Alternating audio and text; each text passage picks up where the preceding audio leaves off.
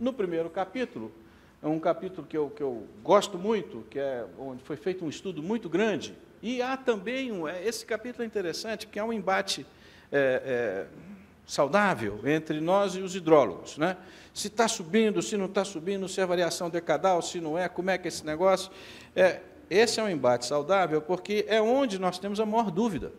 É onde existe a maior dúvida em termos do aquecimento, onde vai chover mais, onde vai chover menos. Então, a gente percebe que a incerteza em cima dos recursos hídricos é grande.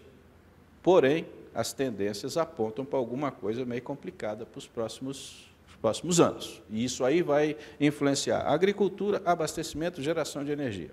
Tá? E aí nós vamos ter que olhar isso com cuidado. Muito bem. O que aparece como resultado principal? Que nós vamos ter, por exemplo, secas e enchentes mais frequentes e intensas. Precisava fazer um estudo de 3 anos para falar isso?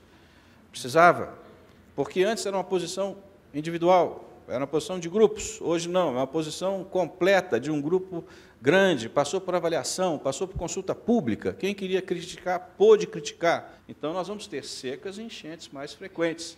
Por quê? Porque, apesar da chuva não estar mudando muito, a gente não poder afirmar muito essa mudança de chuva, a intensidade da chuva ninguém tem dúvida, não. Nós fizemos estudos para o Centro-Oeste. No Centro-Oeste, a intensidade da chuva de 1990 para 2012, ela dobrou. Ela saiu de 100 para 200 milímetros em um dia. O total provavelmente manteve o mesmo, mas a intensidade subiu muito.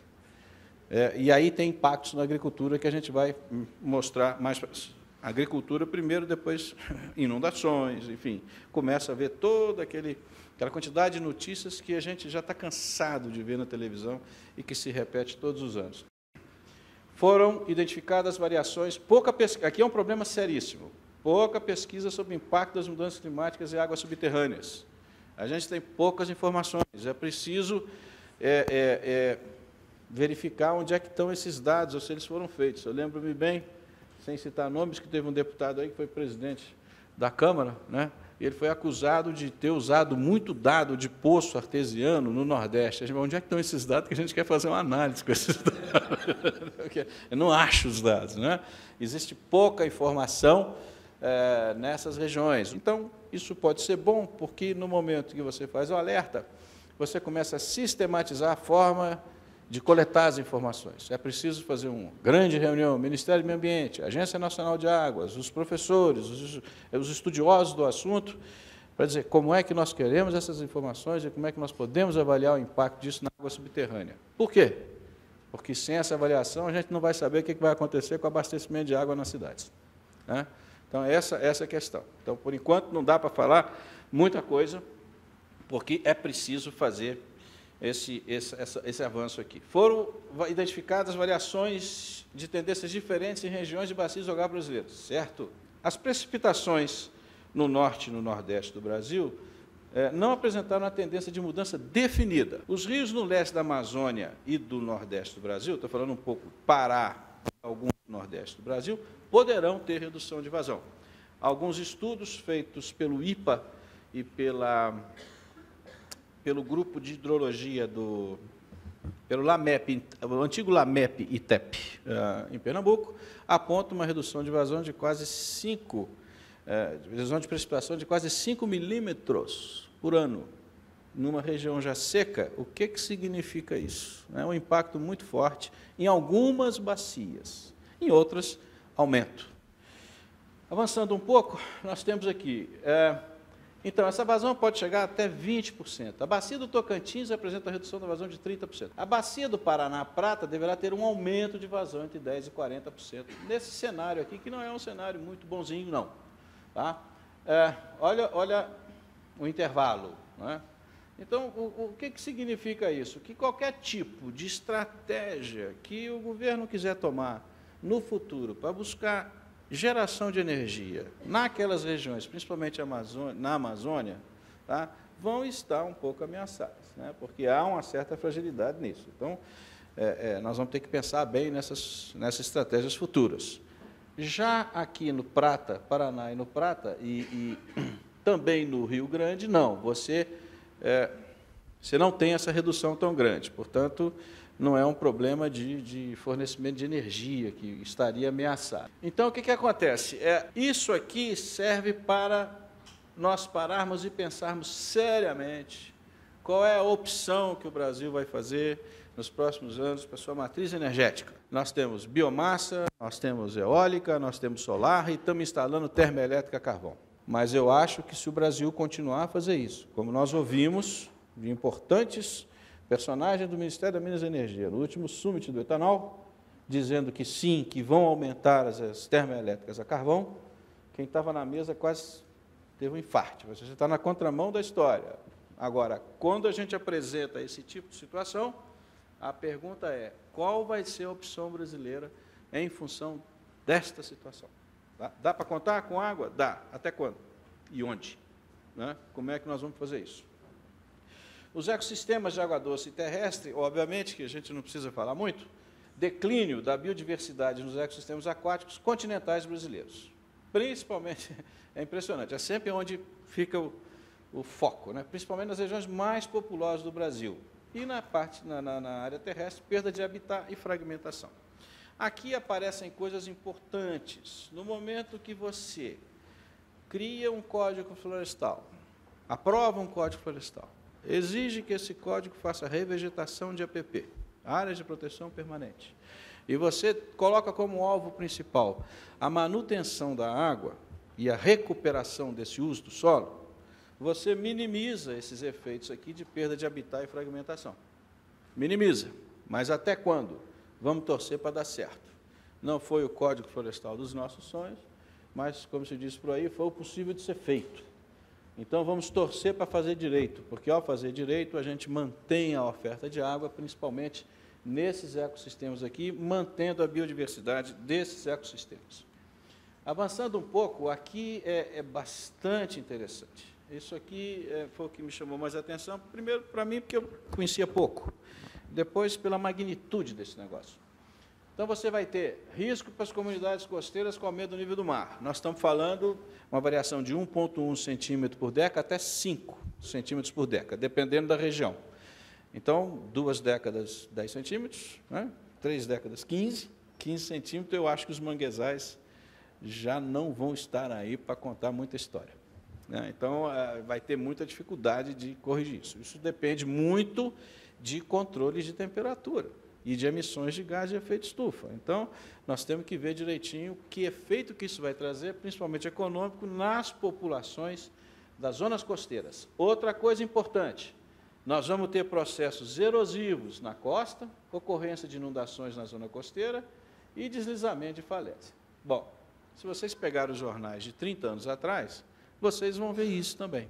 Vocês vão ver processo erosivo na costa, vocês vão ver ocorrência de inundação na zona costeira e deslizamento de falésia. Só que vocês não vão ver com a frequência que nós estamos vendo atualmente. Basta balançar um pouco a cabeça e lembrar Niterói, Petrópolis, Teresópolis e Blumenau, em menos de 4 anos. Né? Desastres muito fortes acontecendo em função desse desequilíbrio. Ninguém quer isso. Né? Eu torço para um dia não ver mais a foto de um brasileiro morto no lixão, como a gente viu em Niterói. Tá? Torço, para que a gente nunca mais veja isso. E o nosso papel neste painel é de alertar para essas coisas. Então, essas coisas vão acontecer e nós temos que resolver essas coisas. Bom, aí vem também tempestades e ventos associados.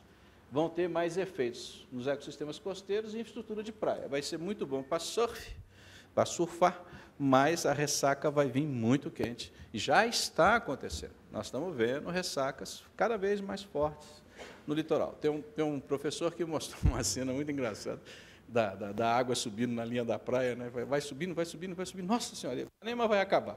Não chegamos nesse nível aí, nós estamos longe desse nível, mas nós vamos ter ressacas muito fortes. Temos que estar preparados para isso. Nos ecossistemas oceânicos, o aumento da temperatura, que foi dito aqui, e a acidificação da água do mar, esse impacto vai ter um impacto negativo nos ecossistemas marinhos e da pesca. E aí você tem perdas significativas na diversidade. Aí aparece uma coisa que eu não conhecia, que era o tal do potencial máximo de captura. Então, imagine vocês, o Brasil, com 8.000 quilômetros de costa, nos próximos 40 anos, perder em 6% o seu potencial máximo de captura. 6%. Né? Talvez não deu tempo para pedir para o pessoal traduzir isso em tonelada de peixe. O que significa isso em tonelada de peixe? Tá? Mas é um mundo. E isso é uma das coisas mais ricas que nós temos, e a gente sequer começou a explorar intensamente fazendas marinhas e condições de produção, como a França tem, como a Escócia tem, produção de frutos do mar confinados. Talvez Santa Catarina tem bastante coisa, Rio de Janeiro alguma coisa, mas nós estamos com essa possibilidade por conta de acidificação da água do mar e temperatura, impacto negativo nesses ecossistemas. Então, tudo isso precisa ser controlado. No sistema alimentar e segurança, nós temos medidas adaptativas e mitigadoras aí do setor agrícola. Aí, puxando um pouco a sardinha para o nosso lado, a agricultura saiu na frente. Nós já estamos trabalhando com condições de adaptação há mais de 8 anos. Então, é possível, sim, desenvolver cultivares tolerantes à temperatura elevada, é possível, sim, desenvolver cultivares com maior tolerância à deficiência hídrica. Nós já estamos trabalhando com sistemas de produção mais eficientes, e o Brasil implementou, em 2010, o maior programa de redução de emissão de gás de efeito estufa da agricultura do mundo, que chama Agricultura de Baixa Emissão de Carbono. Existe uma série de críticas com relação a esse programa, se está indo bem, se está indo mal, como é que ele está indo, mas implementou. Tá? Então, nós já estamos mudando, já há uma proposta muito forte, a tendência é ampliar, que a gente saia daquele monocultivo extensivo e comece a mudar lentamente para sistemas de produção. Se isso não acontecer, nós vamos ter muita dificuldade de manter o nível de produção que nós temos hoje no país. Eu ouvi de pessoas extremamente conservadoras dizendo o seguinte: é a maior revolução na agricultura brasileira depois do plantio direto. Assim, vindo de uma pessoa conservadora, eu fiquei até tranquilo, acho que nós estamos no caminho certo. Vamos em frente.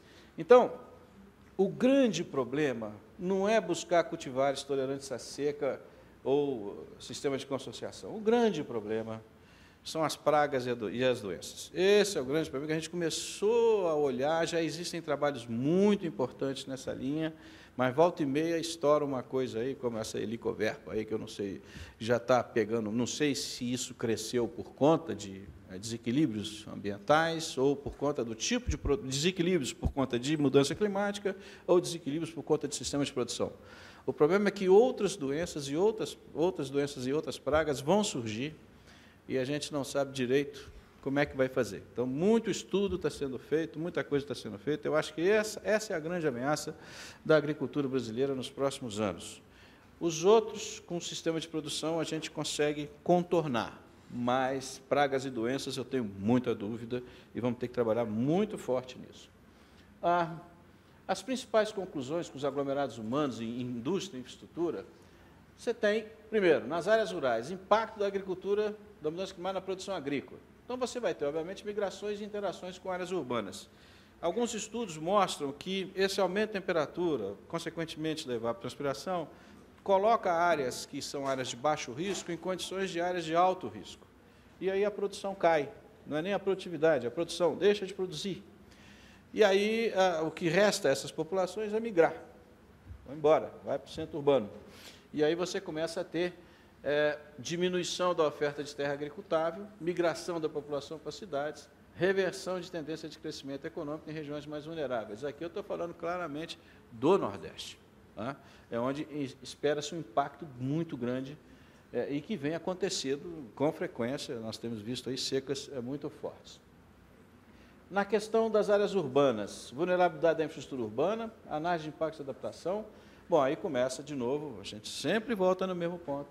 Todos foram unânimes em dizer: movimento de massa em encosta, risco de deslizamento, alagamento, deficiência de sistema de drenagem humano, enxurradas com alto potencial de arraste, enchentes, inundação com alta energia de escoamento. Isso não é novidade, mas o que chama a atenção é que, cada vez que se fala nisso, você vê menos investimento em estudos geotécnicos, menos investimentos em zoneamentos urbanos, menos investimento em retirada de populações de áreas de risco. Então, essas coisas precisam entrar na pauta, na agenda prioritária dos prefeitos e dos governadores, porque essas populações estão ameaçadas. Não tem nada de novo aqui. O que tem de novo é que a intensidade dessas coisas estão acontecendo com muita frequência. Os setores econômicos, o setor energético vai ser afetado por diversas formas, no que diz respeito aos recursos energéticos, a gente falou, quanto ao aspecto de transporte e consumo de energia. Isso aqui foi bem desenvolvido e a gente tem necessidade de desenvolver metodologias para avaliação e adaptação dos impactos sobre diversos segmentos do setor energético que devem ser incentivados. Aqui tem notícias boas e tem notícias ruins. As notícias boas é que nós temos opção para a nossa matriz energética. A notícia ruim é que, considerando o apoio que o governo tem dado ao setor do etanol, nós não vamos cumprir as metas de Copenhague, no que diz respeito a biocombustíveis. Tá? Vai ser muito difícil cumprir as metas de Copenhague se o setor continuar crescendo da maneira como está crescendo, o que reduz as nossas opções para essas opções que nós poderíamos ter no que diz respeito ao setor de energia. Está ameaçado? Não. Precisamos ter condições de diversificar essa matriz. E diversificando essa matriz, reduz a vulnerabilidade do setor. Eu acho que tem gente mais competente que eu para falar sobre isso aqui, mas, grosso modo, é um pouco essa coisa. Eu não conheço supermercado de um produto só. Não dá certo. Então, a gente tem que buscar outras opções para manter o crescimento industrial e manter a oferta energética. Na indústria, tem poucos dados. A indústria nos pegou meio de surpresa. Na indústria, é preciso organizar os dados, principalmente a dos desastres causados pelas atividades industriais. Aqui falta informação. Falta informação. E a gente precisa trabalhar bem nessa coisa, né? A ausência do banco de dados nacional dificulta a compreensão do comportamento dos desastres naturais e suas consequências, principalmente no setor industrial. No setor de transporte, também necessidade de pesquisa sobre a relação da mudança climática com a vulnerabilidade da infraestrutura de transporte. Não precisa falar muito que um transporte de mercadorias baseado em transporte terrestre, caminhão, né, é complicado. Então, nós temos que incentivar os trens, nós temos que incentivar os transportes aquáticos. A nossa é um dado interessantíssimo, 40% da produção agrícola brasileira é armazenada nas costas dos caminhões. 40%. Né? E transportam água, porque nem sempre vem na umidade necessária para ser comercializado. Quer dizer, há um imenso trabalho de mudança de estrutura, investimento em estrutura que nós temos que fazer para reduzir as emissões nesse setor. Né? Muito trabalho a ser feito, principalmente no modal de transporte urbano.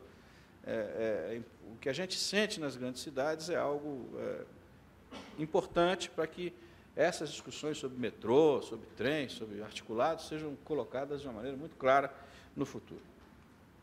Saúde humana, aqui é complicado. Aqui é complicado porque o estudo das mudanças climáticas no impacto da saúde e bem-estar, ele vem principalmente através desses efeitos diretos, como onda de calor e mortalidade. Esses impactos vão atingir quem? As populações pobres, tenho certeza. Esfriou, o rico liga a lareira. Esquentou, ele liga o ar-condicionado. O pobre não vai fazer isso. Então, qual é o maior impacto? Essas questões vão atingir, os eventos extremos estão aumentando, dias mais quentes e dias muito frios, por curto espaço de tempo, e vão atingir as populações menos assistidas. Não precisa ser nenhum doutor, nenhum especialista em mudança climática para falar isso. Mas os dados que nós estamos observando mostram isso. E esse é o principal problema que nós temos com relação à segurança humana e os impactos sociais que a gente observou. As principais situações de risco acontecem na ocupação desse espaço urbano, né, sem direcionamento planejado. Também, de novo, não precisa ser nenhum especialista.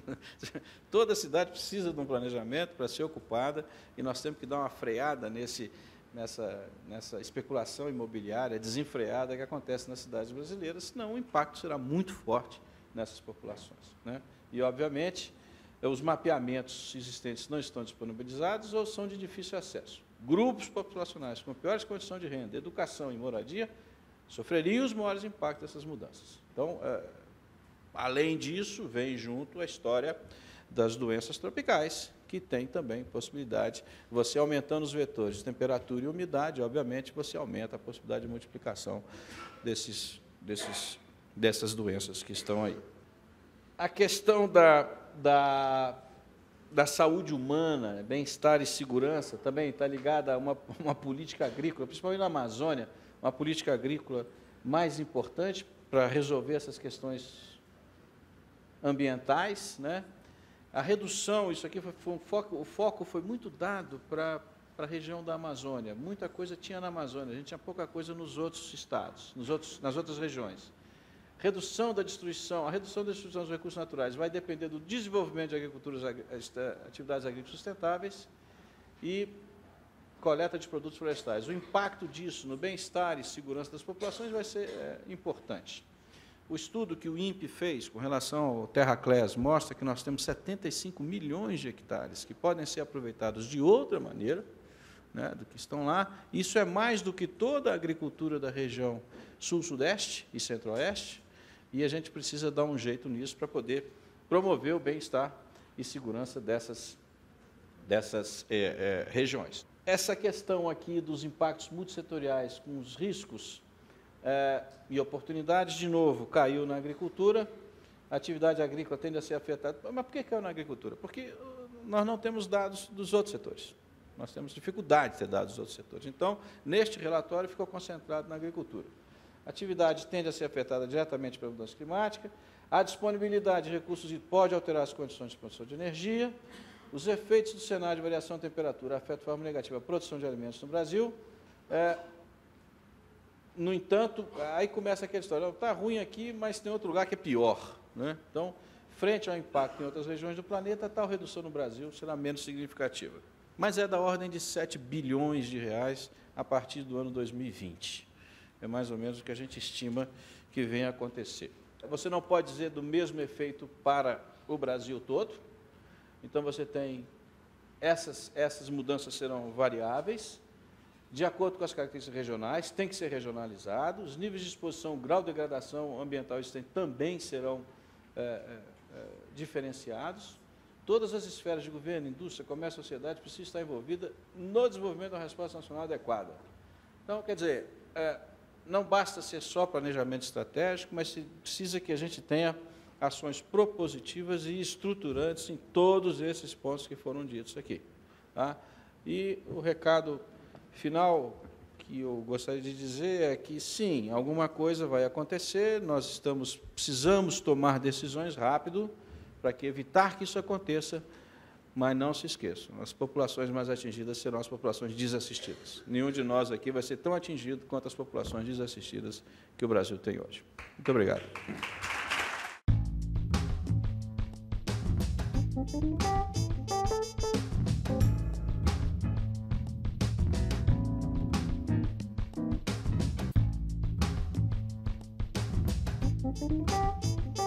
you.